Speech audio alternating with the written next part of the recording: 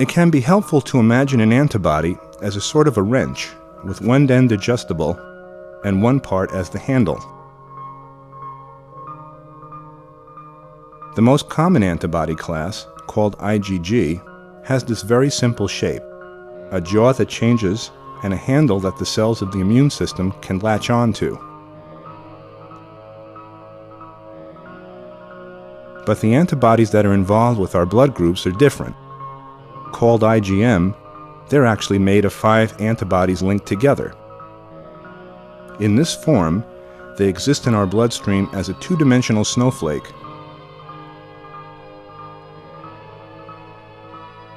Yet when they come in contact with an invader, these antibodies change shape and become a 3-dimensional crab.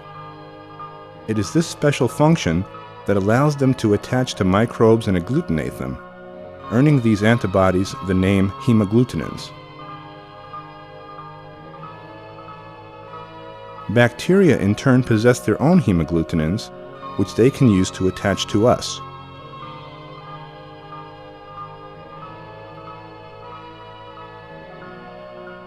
We are not born with these blood group hemagglutinins.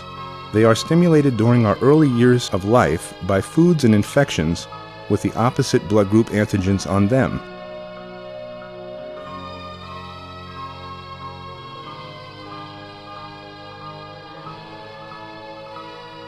This is true also of the influenza virus.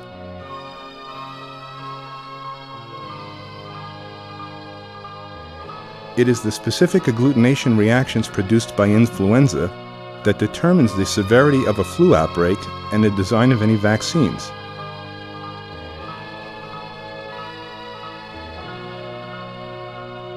An example of this was the Spanish influenza of 1918, which actually killed more people than the Great War.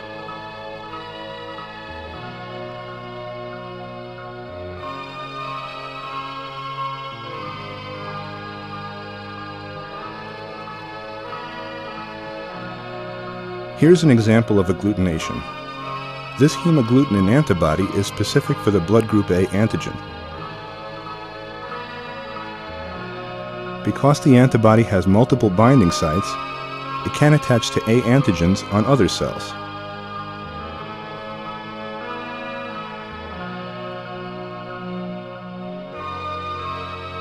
This cross-linking produces the agglutination phenomenon.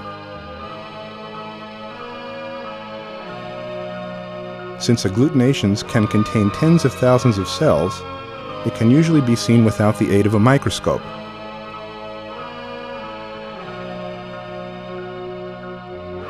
The damage to the organs from these tangled shards of cells was responsible for the failure of many early attempts to transfuse blood.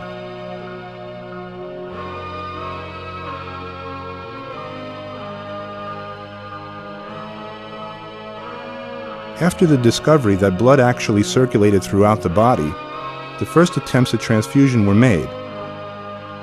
However, these early physicians had no concept of the blood groups. Some transfusions went well, others catastrophically. In an attempt to circumvent these human-to-human reactions, animals such as lambs and dogs were employed, although this was stopped by the 18th century. American physicians of the 19th century used both milk and seawater, but were forced to stop because of allergic reactions. It was the German physiologist Karl Landsteiner who first discovered the relationship between the blood groups, which allowed transfusions to be reliably performed. Landsteiner identified a universal donor, which he called blood group O, and a universal receiver, called blood group AB.